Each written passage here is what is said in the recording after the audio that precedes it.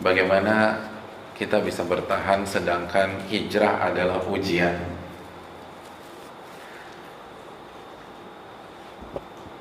Hijrah adalah pengorbanan, hijrah pengusiran, hijrah rasa sakit, hijrah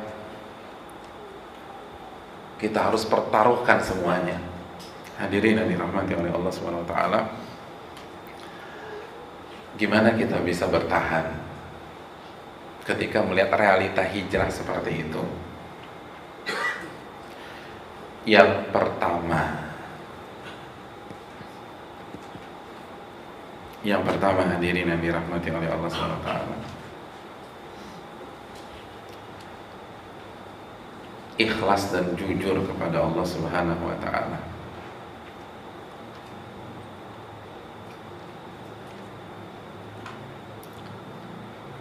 Yang kita cari hanya Allah. Allah berfirman tentang orang-orang yang hijrah dalam surat Al-Baqarah ayat 218.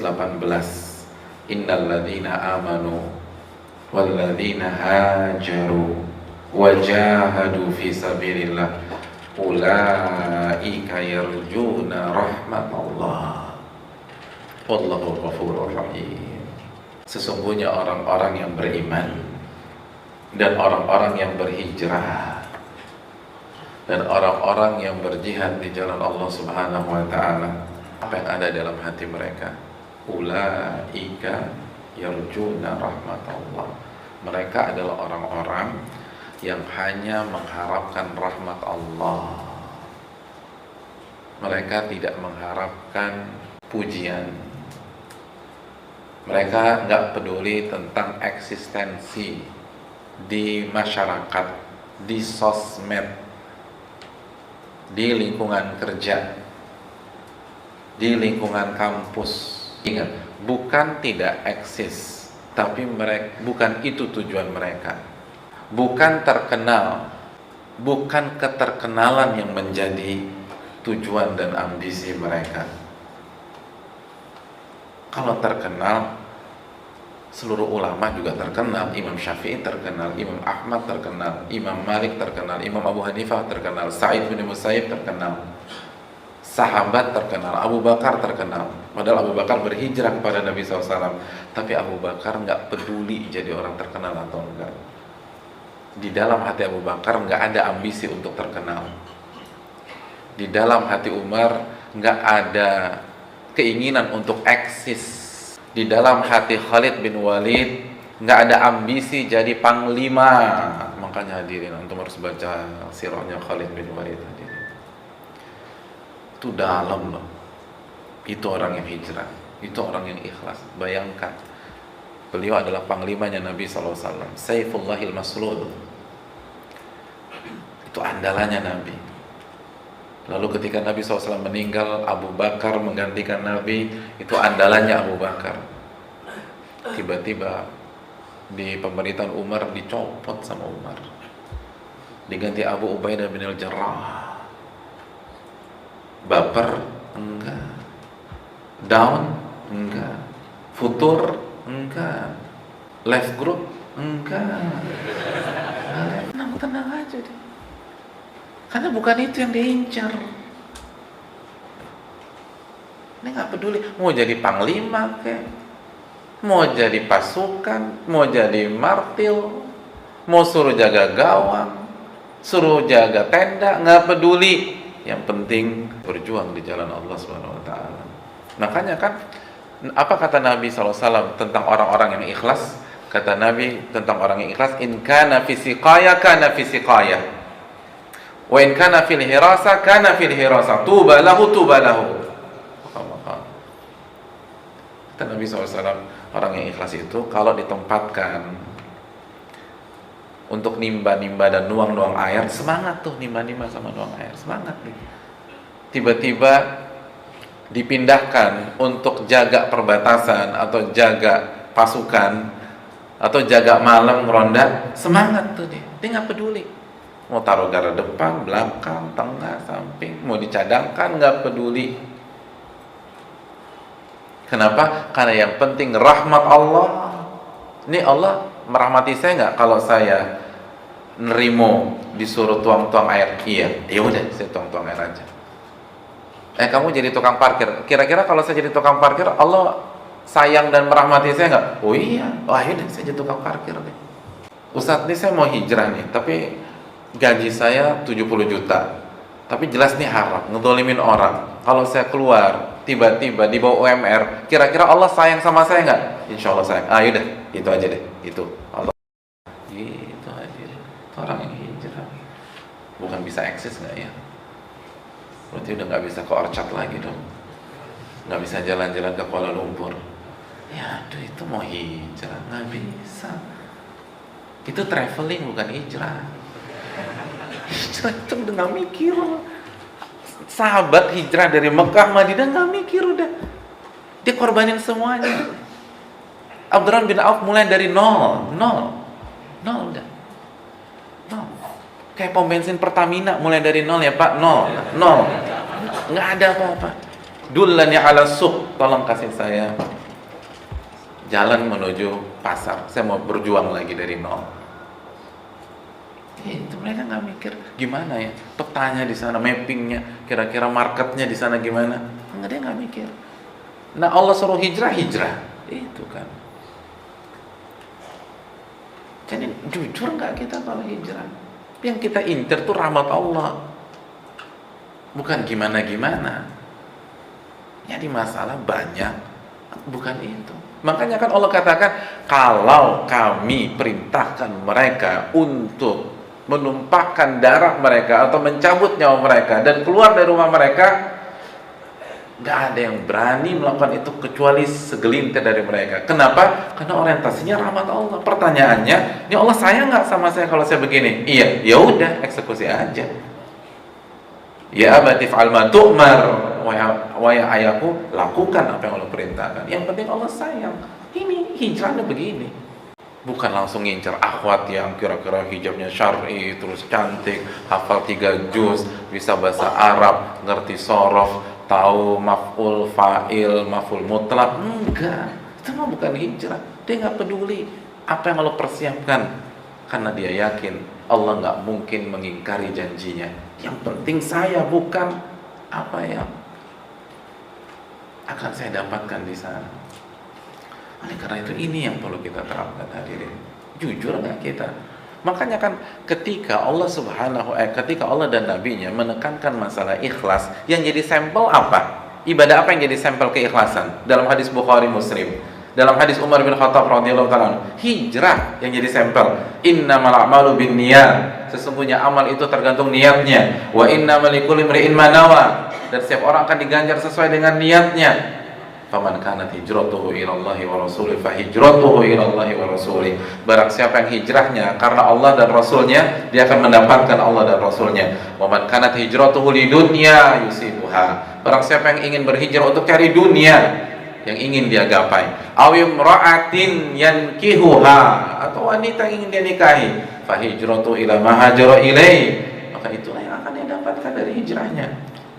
Kenapa Allah kasih sampel hijrah? Padahal amalan banyak, ada sholat, ada puasa, ada zikir, ada jihad. Hijrah yang Nabi jadikan sampel. Lalu lihat sampel yang jeleknya apa? Cari dunia, kata Nabi. Terus perempuan atau pasangan, karena banyak.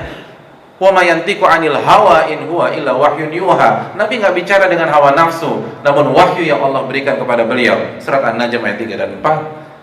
Sampel yang Nabi sampaikan bukan yang ada di kepala beliau secara spontanitas, enggak. Kalau Ustadz mungkin iya, kita nyari apa ya contohnya ya buat jamaah ya, secara spontan, oh ini kayaknya bagus. Nabi itu wahyu, dan Allah katakan barang siapa yang hijrahnya untuk dunia itu cuman kesannya aja, semua tentang dunia, atau perempuan, atau ikhwan kalau akhwat, dia cari pasangan. Itu yang dia incar, ke kajian demi kajian demi kajian. Itu yang perlu kita camkan. Orang-orang yang berhijrah, yang dia incar rahmat Allah. Makanya ini poinnya. Ketika orang yang berhijrah mencari rahmat Allah, seberat apapun ujiannya, mau diusir, mau dikeluarkan, mau dibully, mau disingkirin dari keluarga besar, dia nggak peduli, dia nggak galau, dia tidak stres, dia nggak depresi. Kenapa? Karena sekali lagi, teori galau, depresi adalah berbanding terbalik dengan ekspektasi. Kenapa kita galau? Kenapa kita depresi? Karena ekspektasi kita, harapan kita, keinginan kita tidak terpenuhi. Disitulah saatnya seseorang galau. Betul nggak nih hadirin? Betul. Antum tidak suka sama Fatimah, nggak suka, cantik sih, tapi saya nggak suka, dan nggak ada ekspektasi menikahi Fatimah. Tiba-tiba dapat undangan pernikahan yang berbahagia, Ahmad dan Fatimah. Wanita yang bernama Fatimah yang antum tidak suka itu menikah. Kira-kira antum galau nggak? Depresi? Enggak, saya nggak ngincer dia, ngapain galau? Mas antum tiba-tiba nangis? Kan lucu. Tapi kalau antum punya ekspektasi, punya harapan untuk menikahi Aisyah, bagi antum dia wanita yang sempurna buat mendampingi hidup antum, dan rencananya besok antum mau mengkhitbah dia. Malam ini dapat undangan Muhammad dan Aisyah. Nangis nggak tuh kira-kira? Nangis tuh orang tuh. Dan down, jatuh, stres, depresi. Kenapa? Karena ekspektasinya nggak dapat. Karena harapannya nggak dapat. Harapannya mentok, gagal, hancur, stres orang. Jadi orang stres, orang galau bukan karena beratnya masalah, tetapi ekspektasinya nggak dapat. Nah sekarang pertanyaannya, mungkinkah orang galau dan stres kalau ekspektasi, harapan dan niatnya rahmat Allah? Nggak mungkin. Nggak mungkin galau. Kenapa? Karena di kondisi apapun itu bisa dia lakukan. Dia kaya, bersyukur, dapat rahmat Allah. Dia miskin, sabar, dapat rahmat Allah. Dapat tuh. Terus buat apa lagi jalan? Buat apa lagi stres? Buat apa lagi depresi? Oh dapat. Beda kalau kita cari dunia. Nah itu yang berat. Itu beda kalau kita harapkan pujian orang. Ah itu yang bikin hancur. Karena nggak mungkin semua manusia muji kita. Ridhon nas ghayatun la tudrak, kata Imam Syafi'i.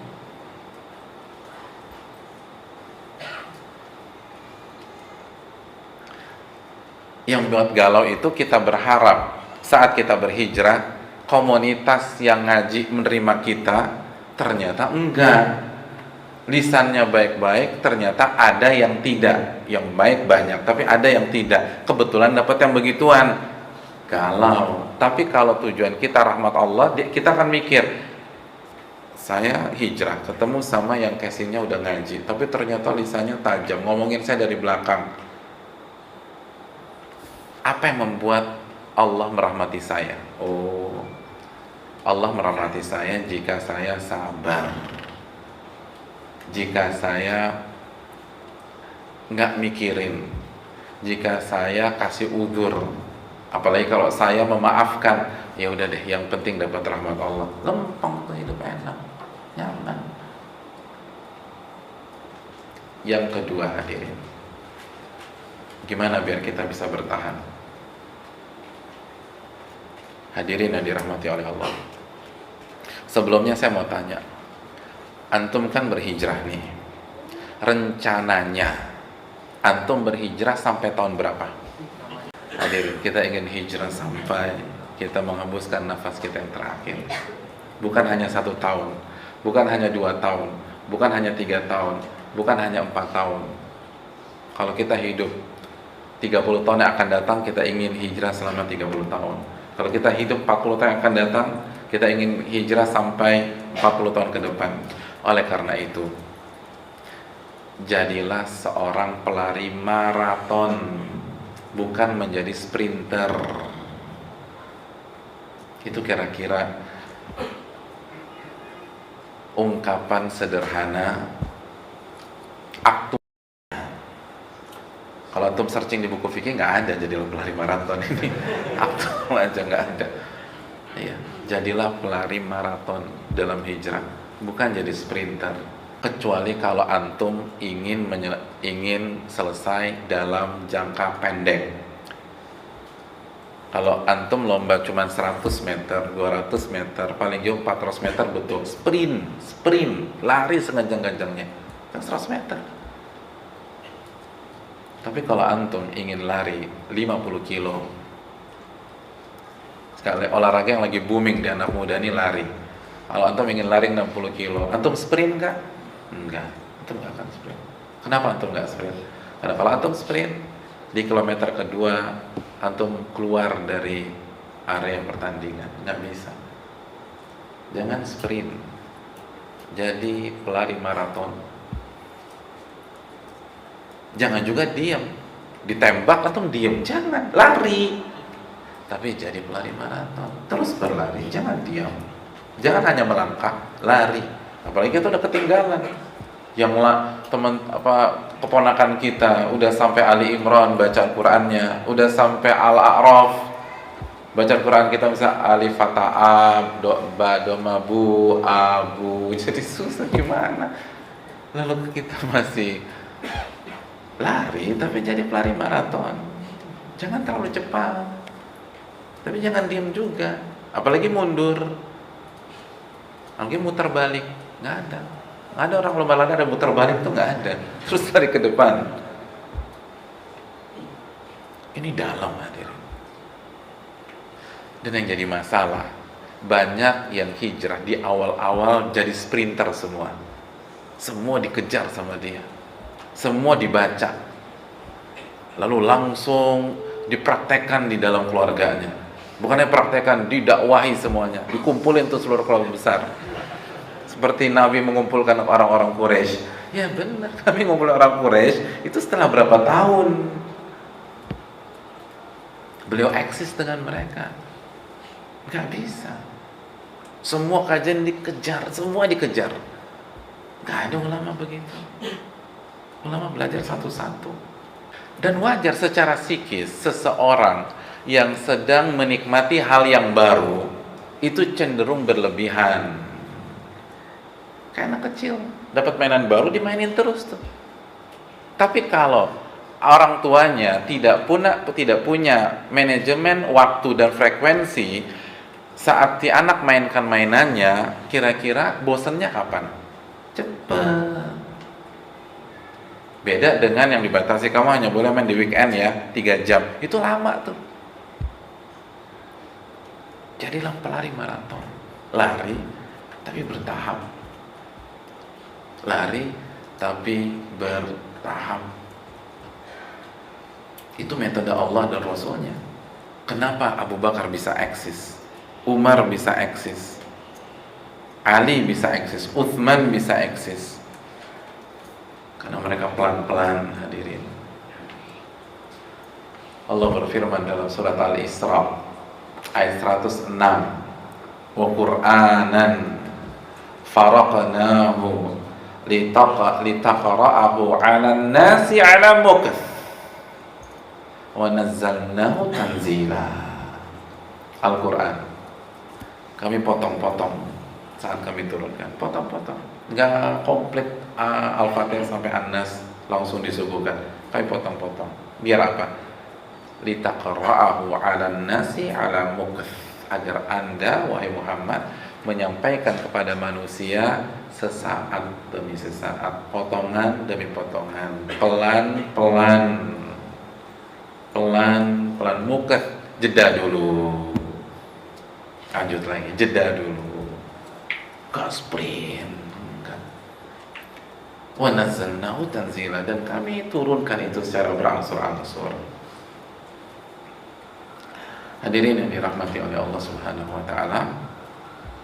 Lalu yang terakhir, ilmu yang kita lakukan bertahap itu harus kita amalkan. Allah berfirman dalam surat An-Nisa 66 tadi. Udah kita tulis ayat, kita sebutkan, tapi kita baca penggalan pertamanya. Sekarang kita lihat closing statementnya. Walau annahum fa'alu ma yu'aduna bihi lakana khairan lahum wa ashadda tathbita. Kalau mereka mengamalkan apa yang mereka dapatkan dari nasihat, dari ilmu, maka itu yang terbaik buat mereka, dan asyadda tathbita, dan akan mengokohkan mereka, akan membuat mereka istiqomah dalam hijrah, mengokohkan, nggak terombang-ambing. Nah itu tadi, kenapa harus bertahap dalam ilmu? Karena ilmu itu bukan teoritis, ilmu itu bukan joke, ilmu itu walaupun disampaikan secara humoris boleh selama sesuai dengan dosis. Tapi ilmu itu bukan retorika, ilmu itu dapat diamalin,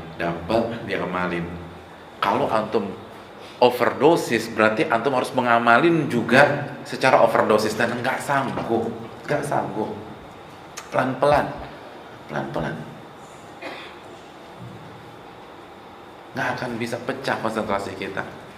Harus diamalin satu-satu, dan bertahap, karena antum harus amalkan, baru antum akan istiqomah dalam hijrah. Antum bertahan. Kalau antum nggak amalkan, nggak akan bisa. Antum kayak belajar berenang, nggak pernah diamalin, nggak pernah masuk kolam, ya udah tenggelam terus, gaya batu terus kalau ada apa-apa, nggak bisa. Nah, untuk bisa gaya itu kan bertahap. Harus latihan kaki dulu, pakai pelampung, kaki dulu yang gerak, tangan pegangan sama itu, kan gitu. Antum pernah ikut latihan renang nggak? Pernah kan? Siapa yang ikut latihan renang pertama kali gaya kupu-kupu, yang pantatnya nungging? Nggak bisa, ya Allah, nggak bisa. Itu bertahap. Dan guru pelatih renang yang baik ketika punya anak baru 3 kali latihan, request gaya kupu-kupu, dia nggak akan ajarin. Pelatih, saya ajarin gaya kupu-kupu, aku suka banget tuh sama kupu-kupu. Enggak, saya tambah deh biayanya 3 kali lipat. Enggak bisa. Kupu-kupu nanti ada waktunya. Itu bab 20 tuh, nanti aja. Karena kalau diajarin nggak bisa diamalin. Coba diajarin nih gaya kupu-kupu. Saya ajarkan gaya kupu-kupu, langsung dicemplungin di kolam 3 meter. Udah ditalkin aja tuh, mati. Belum. Nggak bisa. Nggak bisa diajarin juga, nggak bisa diamalin, nggak bisa, percuma. Ngapain diajarin, nggak bisa diamalin. Padahal untuk bisa sukses harus diamalin. Baru asyad dan tathbita, diamalin tuh, belajar diamalin.